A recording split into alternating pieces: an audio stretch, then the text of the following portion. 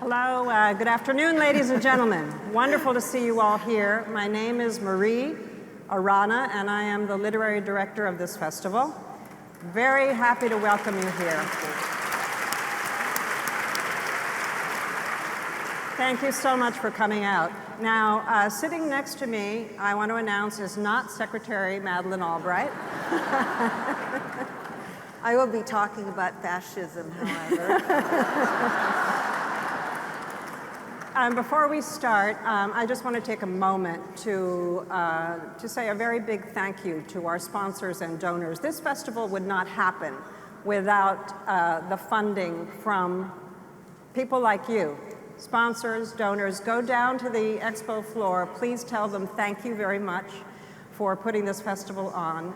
No amount is too small, so if you're willing to contribute, we ask that you do. It takes a lot of money to put this on, to give it to you for free. So thank you very much. Yes. We want to keep doing that. We want to keep giving it to you for free. Now, I'm sitting next to Amy Tan, who is the only author at this festival. We've got 115 authors here today, who was chosen by PBS's The Great American Read.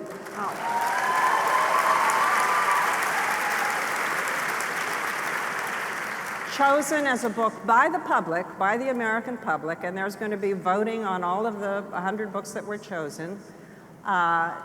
Chosen for having written a book, it was the Joy Luck Club, that changed their lives. And yeah. Wow. Thank you, whoever voted. Joy Luck Club was followed, of course, by Kitchen God's Wife and The 100 Secret Senses and The Bonesetter's Daughter, all of her fiction, which has been extraordinary, and nonfiction as well, Saving Fish from Drowning, The Valley of Amazement, and now the wonderful memoir that she's written, that she's given to us, and we're going to be talking about today. But I have to say, Amy, and I'll start with this. I am Hispanic. When I read your book, Joy Luck Club, I felt a real connection because it is families who are come to this country with bringing their own culture, bringing their own tradition, coming here with a completely different universe. And suddenly you are American, the generations change, distances grow. Tell us about you, how you feel about the I thought it was so ironic because when I was writing that book, I thought no one is going to get this book. This is going to be so weird. People are going to say nobody had a family like that. And a lot of the stories were based, at least emotionally and situationally, on my family. And so I was so surprised when Chinese American women or men said this book they identified with it.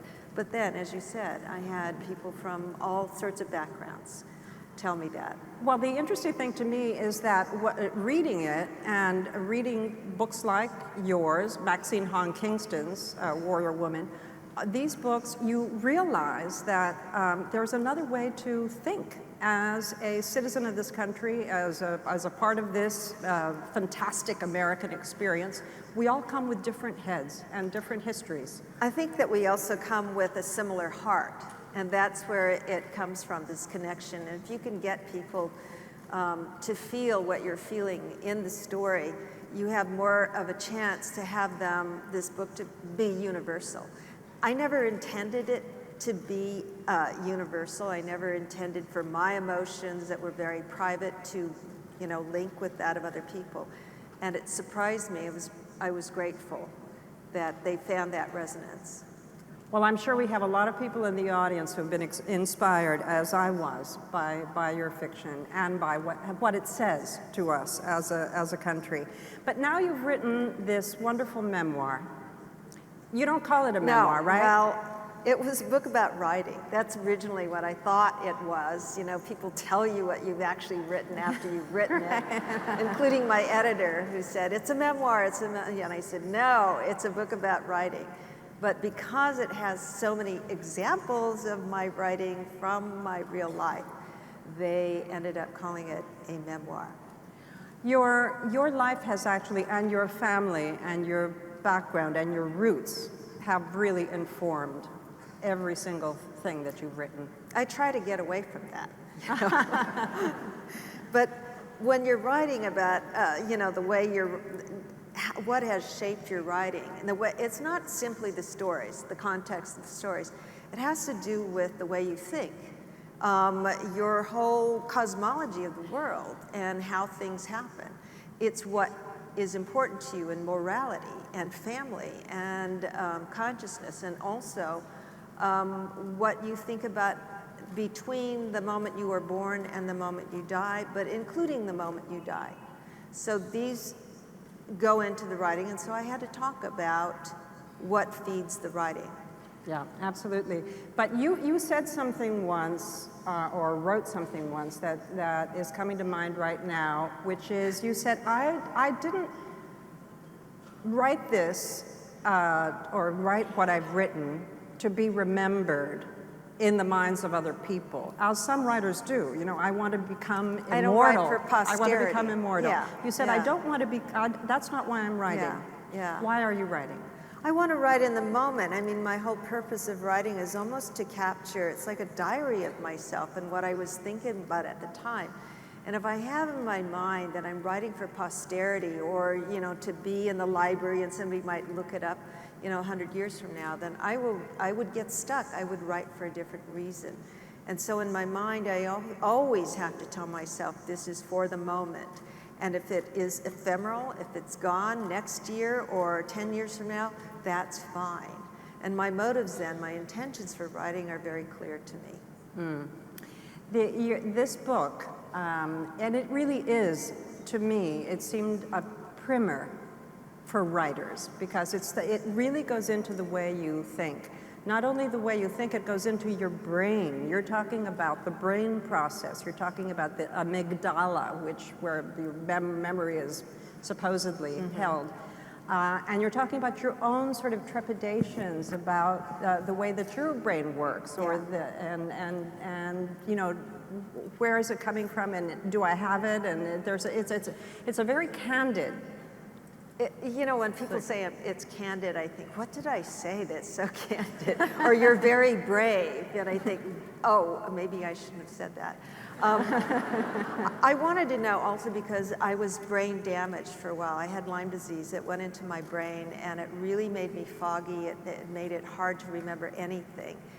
And then I became curious about how the brain, I hope you can see I recovered.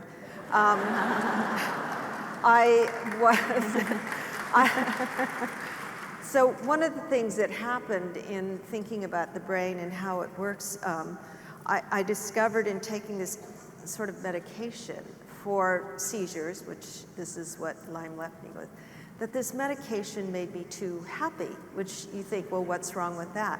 Well, if you're laughing at what people are saying and it's not supposed to be funny, it can be rather distressing. So I found also this had to do with neurologically something going on. And I tied it then to the idea that our brains have these emotions in them. They really are triggered also viscerally. And my stories have that too. So one of the things I did was to take a visceral emotion that I had about a vague memory and then follow it. As I moved forward with it, then I would feel this. I would feel nervous. I would be aware that I was shaking, or that I would have something going on in my stomach that felt uncomfortable. And I just kept following this story to see where it went. And I feel that I uncovered this very traumatic memory. Even if it did not happen exactly the way that I wrote it down, it is, in essence, part of my life during that time. So that is part of my writing. And I say this, not a primer for a lot of people. If this doesn't happen to you, where you go into a PTSD moment, that's okay. It is the thought process, the brain process, and the emotional memory process that I go through in the writing. Mm-hmm.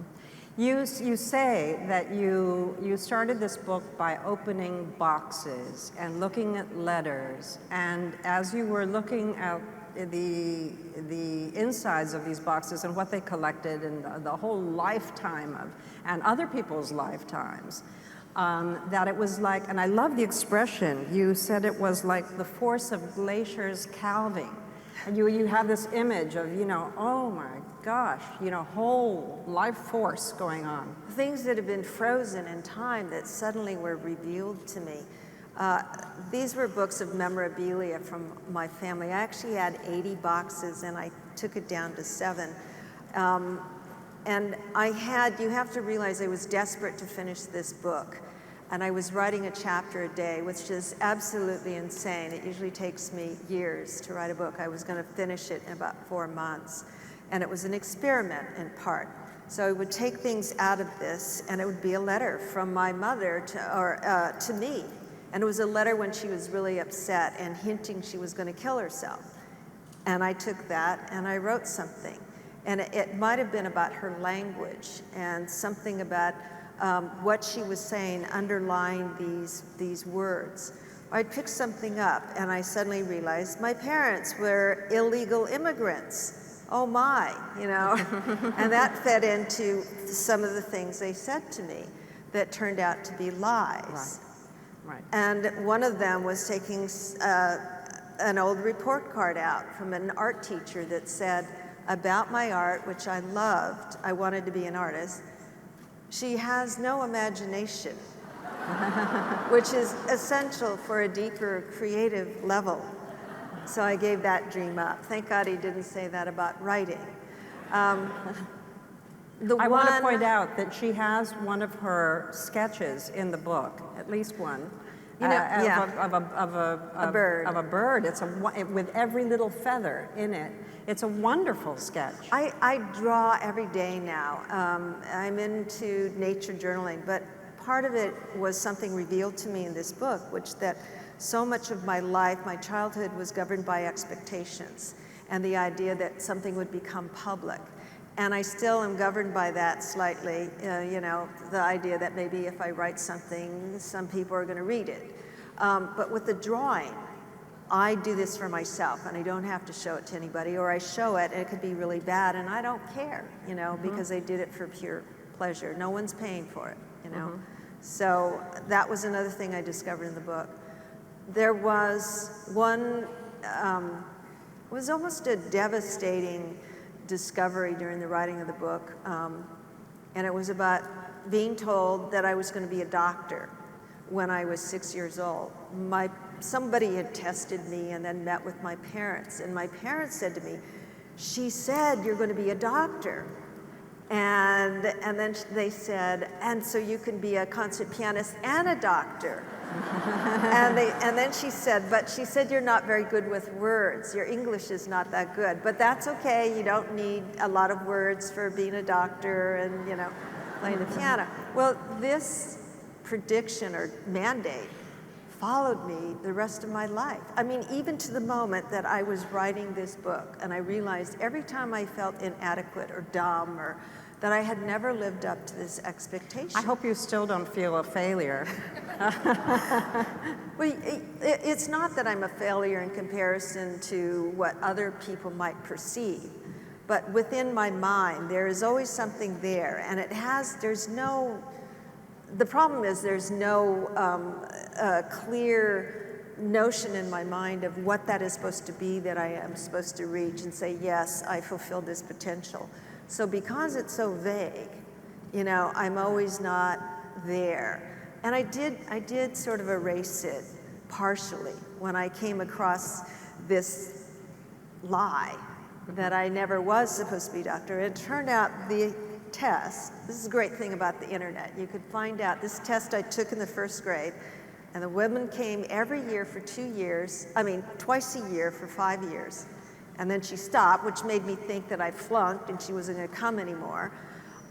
It was a different kind of test. I found it on the internet by Googling 1958, first grade, Oakland, IQ longitudinal. And the first thing that came up, it was a landmark research on kids who read early.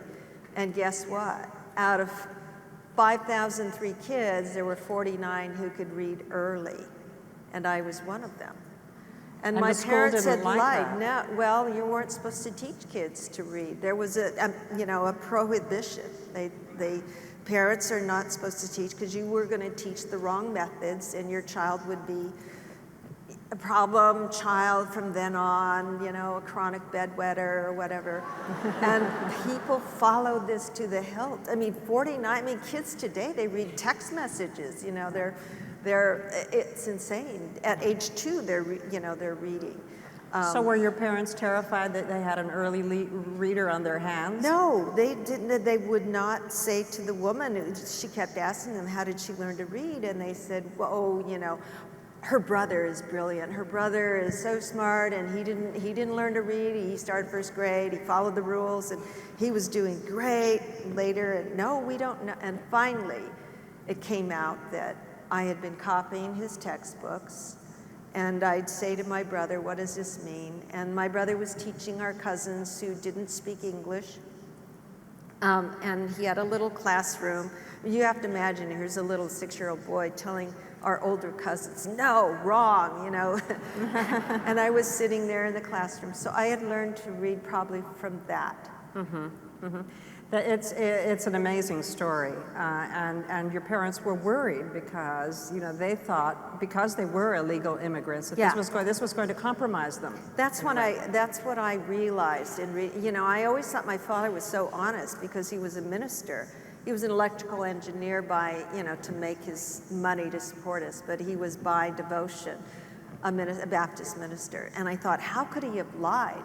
And they lied about a number of things. And I realized then, when I found the documentation that they were illegal, and there were these letters with the word deportation, that they were among many people before and today who have to lie in certain ways, not morality ways, but in ways having to do with documents, so they don't imperil themselves and their families. So lying and saying, we don't know how she learned to read, we followed the rules, we knew we should, they said that like 3 times. We knew what the rules were, we didn't break them, and it was her brother who taught her. Send him back to China. By the way, speaking of going back to China, I want to ask you this. As I was born in Peru, and I came to this country when I was 10 years old. My mother was American. My father is Peruvian. And every time I went back to Peru after that, it was, well, you're not really Peruvian. You're an American. You're not really, you're not one of us anymore. Yeah. Do you have this experience? And I grew up with that. I grew up with a sense of shame both ways. Shame that I was Chinese in a school that was primarily white, and then shame, when I went to, among family friends who were Chinese, or in a restaurant or any kind of situation around Chinese people, that I couldn't speak Chinese, that I knew nothing about China. And I had trepidations about writing the Joy Luck Club because people would say, you know nothing, you got it all wrong. Even my mother had said, when we first went to China, that this is how naive I was. They said, when we go, what if they think I'm one of them and they won't let me come back? And she just said, they just look at you and the way you talk and the way you walk, and they know you don't belong. And later she claimed, and a lot of people claimed, that I was really so Chinese, My Chinese did improve because I have half-sisters who speak nothing but Chinese, and it came back. So I know that I spoke it when I was a child. It was in there, the roots of that language. And now when I speak Chinese, people say, oh, you're so good. My Chinese is not that good, but everybody thinks that I'm just so talented at being Chinese.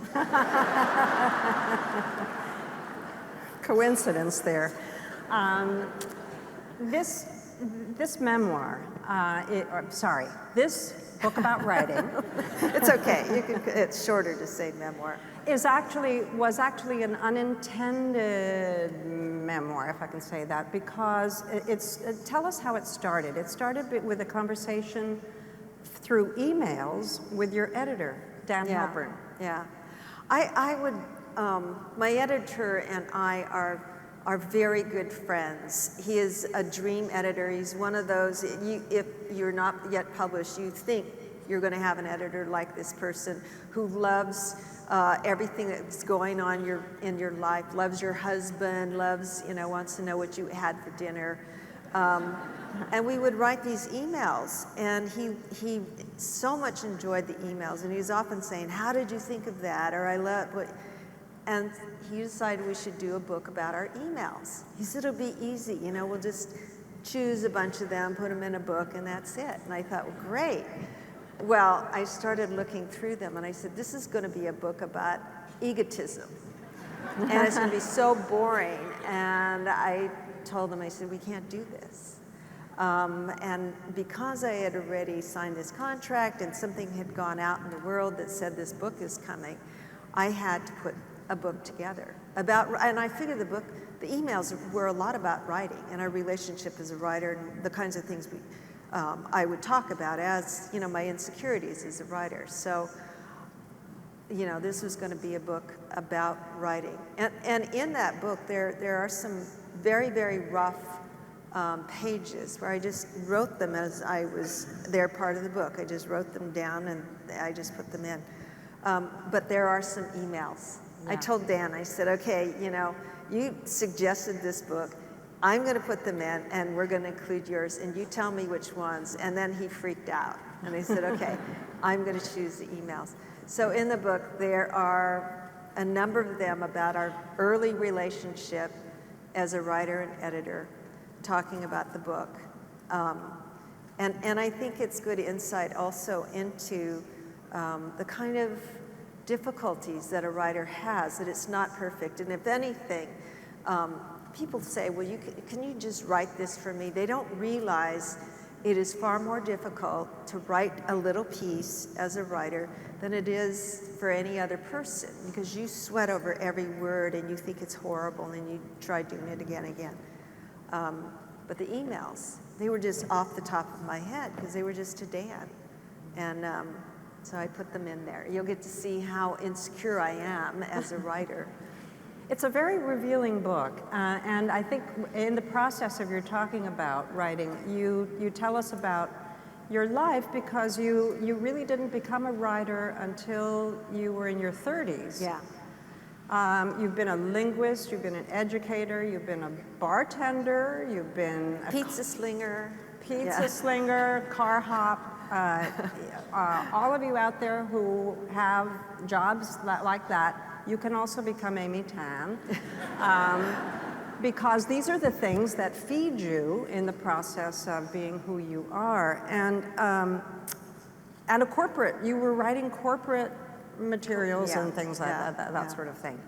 So tell us a little bit about your decision to actually sit down and write fiction, and how that came to you, and how the impetus for writing the Joy Luck Club actually happened. There was no single moment that I said, I'm going to write fiction. It's almost hard to think, if there was a one-day revelation. But one of the times when I was motivated was after reading Louise Erdrich's book, Love Medicine, which is about a community of people, and they're in different voices. And I realized that I had these stories, but they were all in different voices. Now, they were primarily my voice, but I had different ways that I wanted to see my life through the voice of mother, daughter, and different situations. There was another moment when I started reading again, and I was writing the corporate business articles, and I was good at it. I have to admit, I was good at writing the corporate things about, or employee motivation materials, why you should work harder for the same amount of money. Very, very good at that. And I had a lot of clients as a freelancer But I was unhappy. I would go down to my office every day and I said, will I be doing this in 10 years? And I was making good money, so it was hard to walk away. And I said, I hate it, I hate it, I hate it. Then I would sit down and I'd start working. And I knew that I liked to write, and so I thought, well, maybe I'll do this other kind of writing. And I started, and I wrote things that were not very genuine. I made myself a German-American girl and, you know, rich parents and all that kind of stuff. And it wasn't good. It was not very authentic. And then I gave up on the idea that this would ever be published. I just do it for myself. And I started writing things that eventually would be part of the Joy Luck Club. And I went to a writer's workshop. It wasn't a very good story. It had a lot of problems with it. But the questions that were asked of me that I had to ask of myself and what I discovered about myself made me realize that week I was going to write fiction the rest of my life. I was not going to get published. I wasn't delusional. I said, I will keep at this, though. It's really important. Just the way that I'm drawing every day. This is important for me. I don't have to have it out there in the world, but it's important. And so I started to write with that notion.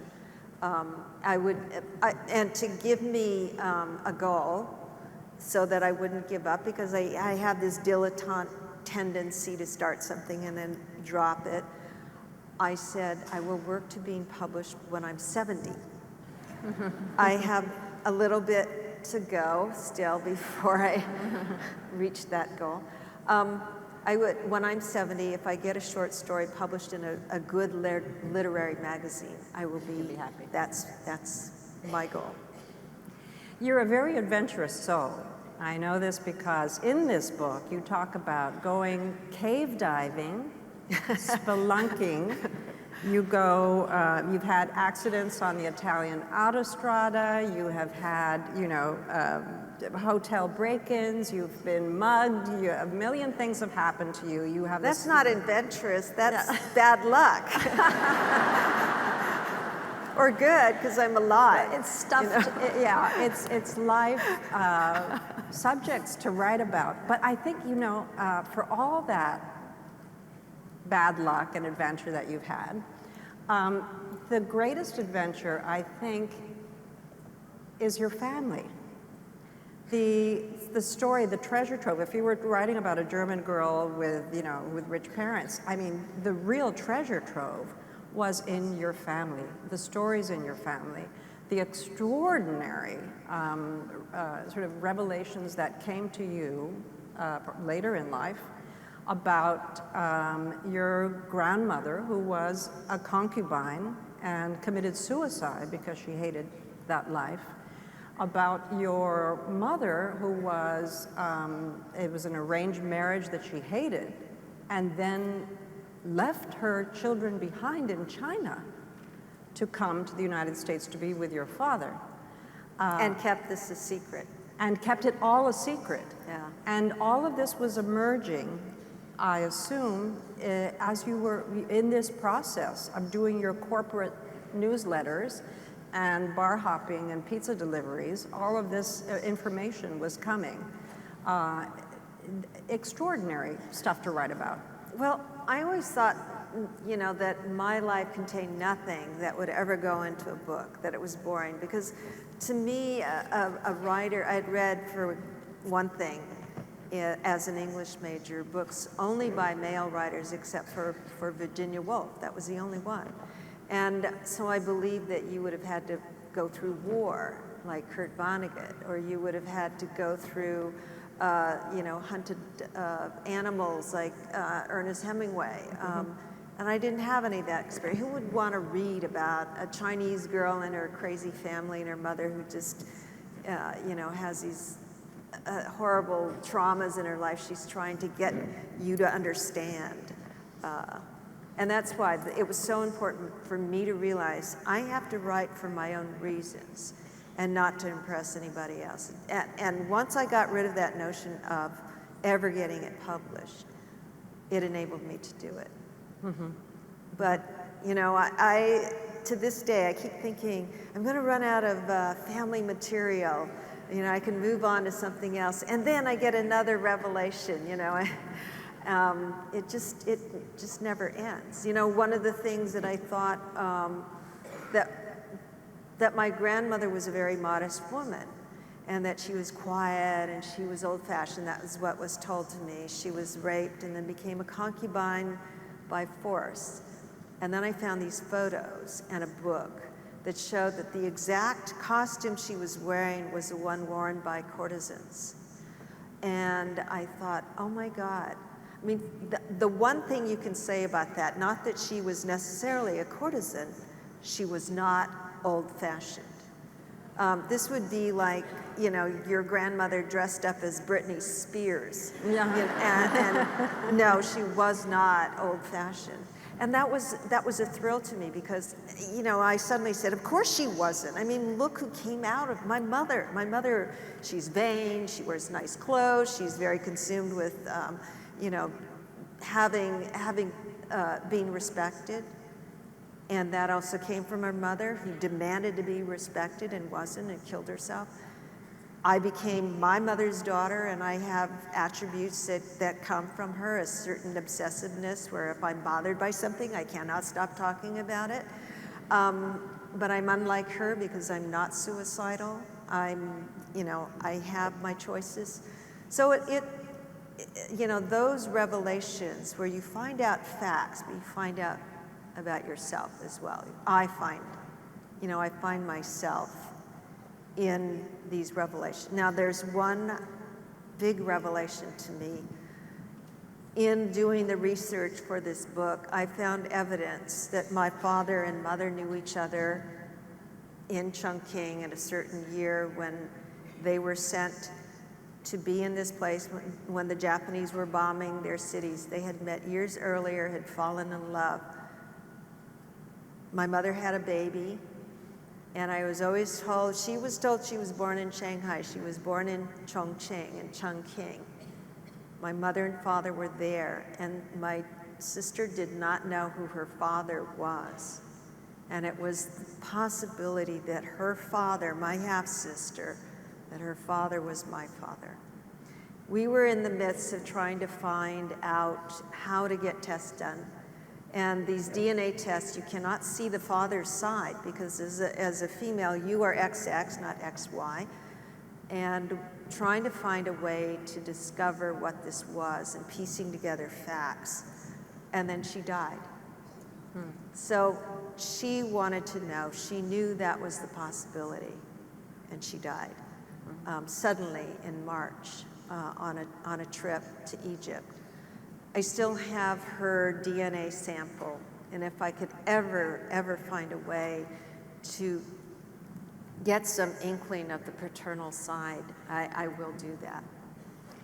More mysteries ahead, in other words. More mystery. Yeah.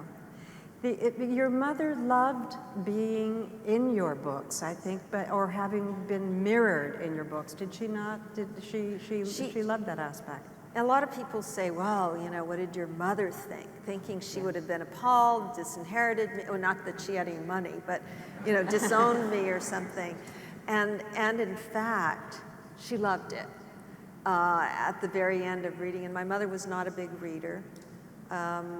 She said it was so easy to read. And I knew that what she meant later is she saw that I understood things about her that she no longer had to explain, what upset her, what irritated her, what made her furious, that was in the book and that I understood that about her. One of the funny things I discovered in looking through the memorabilia is that my mother was getting a graduate degree in American literature. That was on her student visa. And the only American literature she ever read was my book, many years later. Yeah. She was prescient. I mean, she had some sort of... Yeah. She was going to make American literature. You were a teenager when you lost your older brother, the brilliant. Yeah. Peter was his name? Yeah. Peter. Yeah. who was a bit older than you, I think a few years A year older and a than half. you. Yeah. And then 6 months after that, your father died. Yeah. Both died of brain tumors. Brain tumors. And two quick losses in succession, which must have been an extraordinary force of, tragical force on your mother, but on you as a teenage girl, how did that? Well, the deaths of my father and my brother affected me, I would say, the most because of the way my mother reacted to that. She went a little insane, and she believed we were all going to die, and she became even more suicidal. And at one time, there was a thought of all of us going to heaven together. But I was a daddy's girl, and I adored my big brother, and I don't think I'm just remembering him in a way that comes from grief, transformed over time. He and I did things. He showed me things, like he taught me how to read. He played with me. We read books together later in high school and talked about them. And so I was profoundly sad and isolated, but it was my mother's reaction. I'll tell you how insane she was during that time, and understandably so. You lose your husband, your connection to the outer world because you don't speak English that well, and you lose your son, who it turns out I discovered in reading the memorabilia was her favorite, and also was my father's favorite. Now, this is devastating when I thought I was the favorite. You know, this made her a little insane, and she ended up taking us to Europe. And on the basis of the fact that Holland was clean, she found a can of Dutch cleanser under the sink, and she decided that we'd go to Holland because maybe my father and brother died because of some kind of germ. And that's where we went. We ended up in Switzerland, you know, and every time I tell people I graduated from Switzerland, they think I was, you know, some rich girl, you know, went to a finishing school, but that wasn't the case. That was a phenomenal turn in events. Do you speak French then? Were you in a French school? The sad thing is that most of the people there, the students, they could speak English fairly well. So my French is very bad. I speak better Spanish than French, by the way. But I'm learning. I'm an autodidact, and I read Le Monde, and I write letters to people in French who are friends. Which leads me to ask you, who were your models? Who were when you were thinking about actually sitting down and writing this for yourself, even if it took you to age 70 to get it done? Who were your models? Who were the people who most inspired you? Who were your I would say they were the writers that I was reading at the time. And that's why I always tell people, if you really do want to be a writer, to just keep reading and reading and reading. Not to copy other people, but to be inspired by the fact they have these amazing, unique voices. So Louise Erdrich, definitely. She's one of our greatest writers today. And also Jamaica Kincaid. Yes. Who is a writer you don't hear a lot about today, but her book, Annie John, I read that numerous times. It seems so simple, but it has this seething power underneath it, every sentence.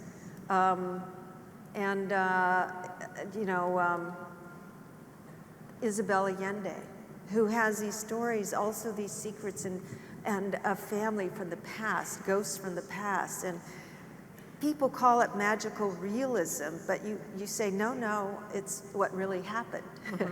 And I love that part of it, that, you know, it didn't have to be fantastical.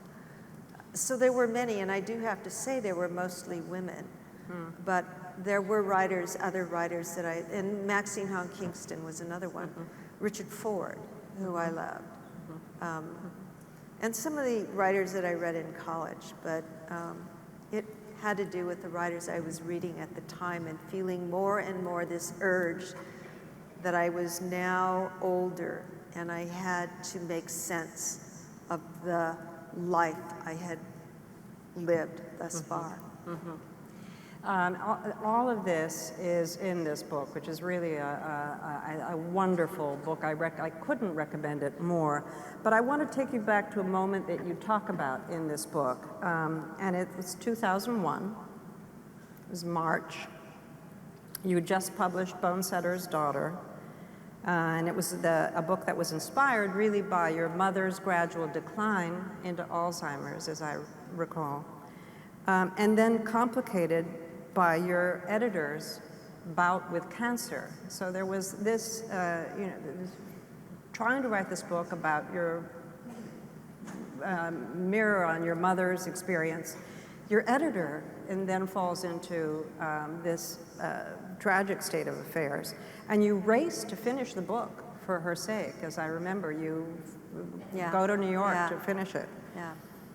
And then Lyme disease comes into the picture somewhere in there, and you're in New York, strangely enough, as fate would happen, when the Twin Towers are struck, and you watch from the street. I watched the first one fall from the CNN building on 37th. I was the trivia answer to which segment, who was the person being interviewed who was canceled as a result of 911. They said 1 minute to live, then it was 30 seconds to live, and I was sitting on the stool, and suddenly the room just broke into chaos, and people were cursing at each other. And I thought, how strange, that they would not temper themselves, even if they were irritated. And then I saw on all the monitors an image of a building on fire. And having done many interviews over the years, I knew whenever there was hard news, like O.J. Simpson, a glove was found, that I would be canceled. So I just knew that a building on fire, I was canceled, I was going to take this off. And then I see there's nothing behind the building, it's just sky. And then I heard somebody say, it's a commercial jet, we have a witness. And I realized what it was and what was happening around me. We saw together in that newsroom with all those newscasters, the second tower being hit and somebody saying, it's war. And I watched the second tower fall as I was walking back to our house. We had a loft. My husband was there, and I just had to get home. I was walking down the street, and I saw it come down, and I said, I'm dreaming this. This can't be real. And I don't even remember hearing it. It was so surreal. I just watched this come down, and we lived 10 blocks from the World Trade Center.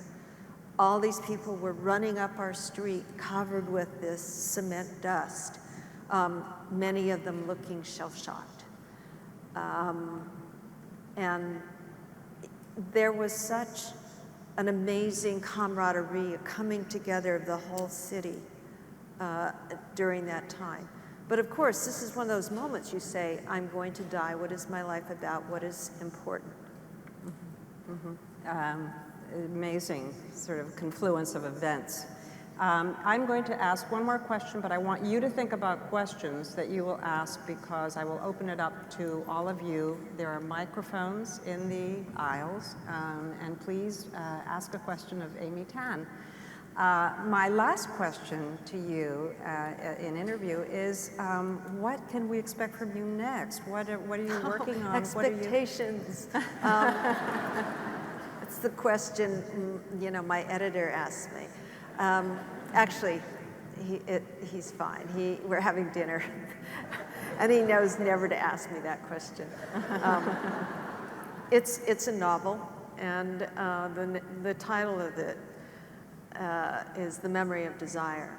The Memory of Desire. Of Desire. Now, it's going to be either one of two novels. It's one that I dreamt of about 3 years ago. The entirety of this book I dreamt on New Year's Day. like a gift. And I wrote down the notes about what I had dreamed. And a lot of times you dream these things and it turned out to be nonsense. But it made complete sense. It even had the subplots, all the characters, the location. But the other was a book I started about 10 years ago. And I found this draft in that pile of memorabilia, and I loved it. And I thought, why did I abandon this? And when I read that again, I thought, maybe I'll do this. And I had sent it to Dan also a while ago, and he could not let go. He kept writing about a month back and forth about this, but not wanting me to write about this novel we had talked about. So I don't know. It's going to be that or that. And I don't know if the title will be The Memory of Desire, but there you go. It'll be a surprise, just like everything in my life is a surprise. Well, I can't wait to read it. Do we have any questions? People who would like to come up and ask something of Amy? Come on up, don't be shy. This is a good chance to connect with an author. I have to tell you that there's not very much in this world that lasts forever, but when you come up and ask a question, it gets archived in the Library of Congress. Your sound bites. So make it good, because it will. Your audio Your great-grandchildren forever. will see it in the Library of Congress. Please. So no pressure. No pressure. So thank you so much for all of your books and for being here today.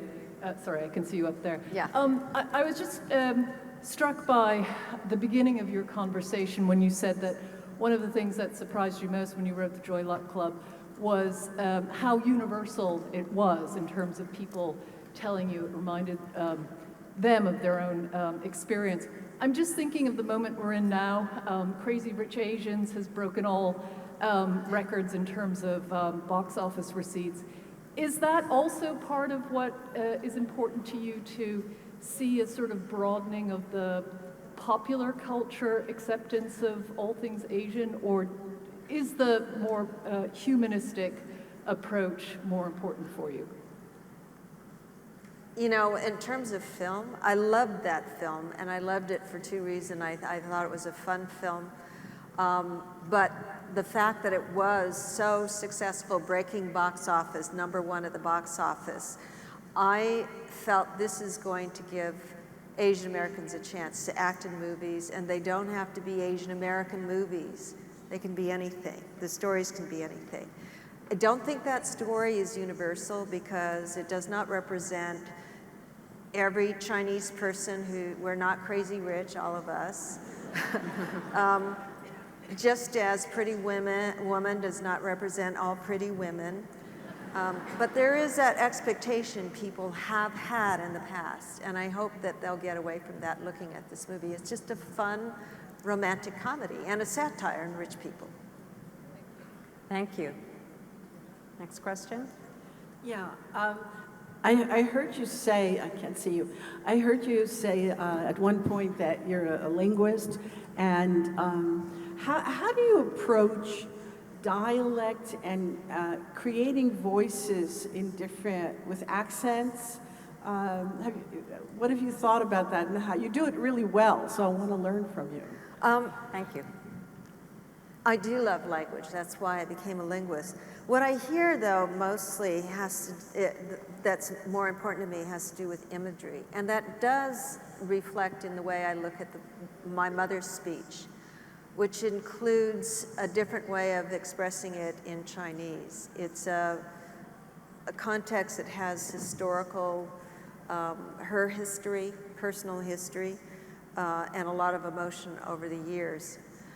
I looked at the changes in my mother's language from the time she was a little girl, speaking Shanghainese and Mandarin, then English, and then back to Chinese and Shanghainese when she had Alzheimer's.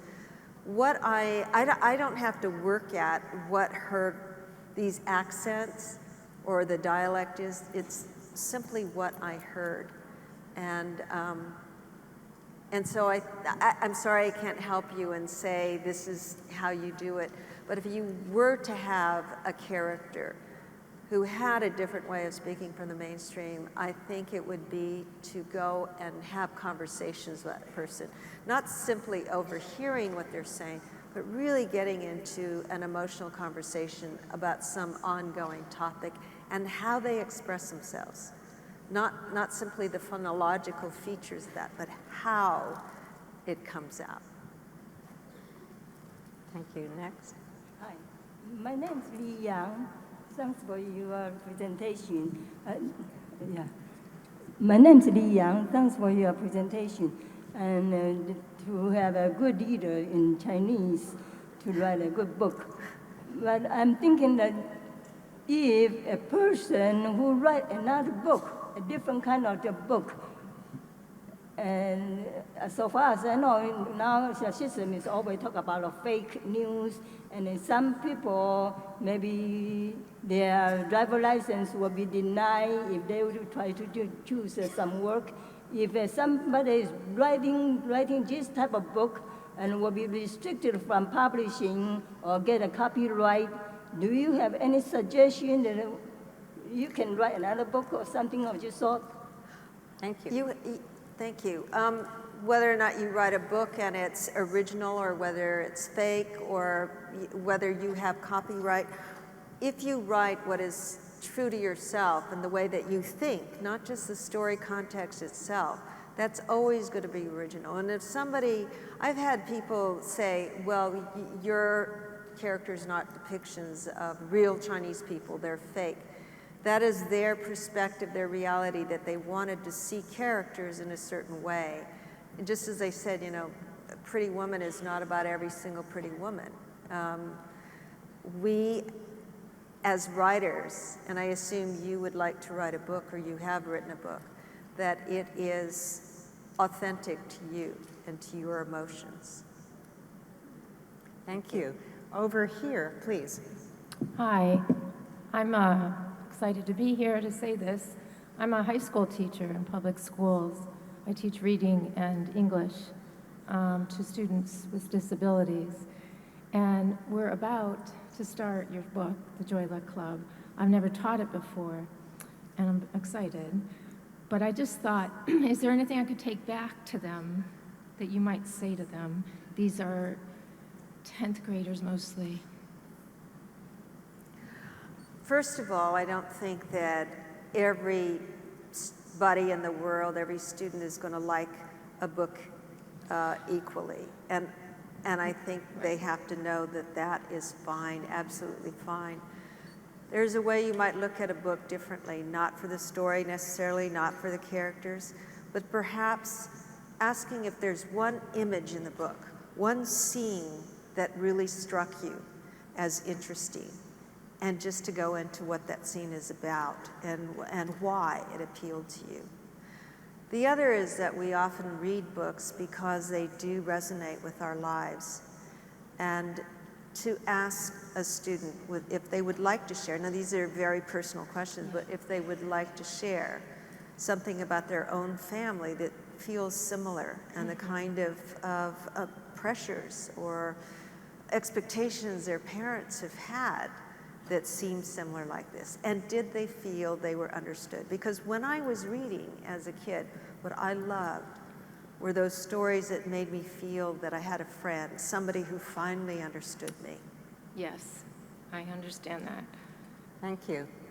Next question. Yes, thank you very much for being here. You mentioned after 9/11, when you were going through the streets, that it was the kind of experience that brings home to you what is meaningful in life and what is important. What was that for you? What were those revelations to you on that day afterwards? It had to do with family, and I was very glad that I had lived a life that was focused in that direction. When I started writing, I asked myself that question again. What is the most important I should keep in my mind? And that I reflected back on my life and said the things I wanted to do, meaning how I thought about things, how I treated people, I was content with, that I hadn't done anything I should be feeling shameful of. So what you should think about seems to come at that very moment you think you're going to die. And I was prepared. I said, it's okay, now I'm going home, I just want to reach Lou and be together. And if it happens together, that's fine. Thank you for the question. Another question, please? We have time for 2 more. Okay. You mentioned that you had at times had trouble completing things that you started and that you had to let go, if I understand correctly, of the fact that you wanted it published in order to complete that. Is that what you were saying earlier? Because I'm trying to figure out how you managed to go from starting to completion, because I've started 1 million and I can never complete that. No, what I meant was I would start different hobbies and then I would let them go. So, but that's true about books as well. I wanted to keep writing and not simply get disinterested and go on to jewelry making, for example. But I let go of books that cease to intrigue me or cease to be something that I feel and become more mechanical, where I'm interested only in how to get to the next chapter without feeling how the story is going. Now what happens is you put it aside and oftentimes you'll pick it up much later and you see the direction is clear now, or the character is clear and you're going to change it, but it makes sense. So what I would say is put those things aside, don't spend months and months agonizing, move on, or simply write as fast as you can, don't think about the sentences or where it's going, just do stream of consciousness and see if anything comes out after that works. Now I say all this and I don't do it and I wish I and that's why it takes me, and I know I should do that and it's in the book because I did it in the book and it worked in the book. I have to apply it now in this next novel. We'll see. You'll get yours done, I'll get mine done. Thank you. One last question, please. First, I want to say it's an honor and thank you so much. This has been very interesting and I really appreciate it. I also appreciate the fact that you were a linguist. I am an interpreter and translator, so it's awesome to see a colleague up there, or you were a colleague. My question is this: when you have a story to tell and it's integral to your story, you speak about certain subjects that you feel like you can't leave out of your story, but you want to protect people, how would you deal with that, or how have you dealt with it? Because the intention is you don't ever want to hurt people. You make your peace, you feel good now and everything else, but you feel like it's part of that story and you want to tell it. There have been very few stories where I've had that concern, and mostly, you know, it would have been about my mother, but she gave me full permission. She wanted me to write more about her, as a matter of fact. She wanted me to devote a whole book about her, which is The Kitchen God's Wife. In this last book, I did have some moments about family. You know, over time, you have these moments where family have betrayed you or disappointed you in a certain way. And I learned something about betrayal and forgiveness, and it's not what you think. What I decided is that forgiveness has a lot to do whether you want to continue with the relationship. And so I had to decide, because of the nature of the rest of the story, that I had to include that. Well, what I did was I didn't include the name, and I just changed the relationship to a different one. And I put down the good things that person said as well. So it wasn't just this person was completely vile and vicious and mean, as she really was.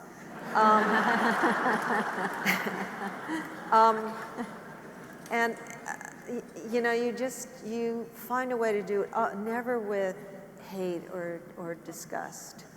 There was one story, one chapter I did leave out, and I really struggled over, and it was a story about being molested by a minister.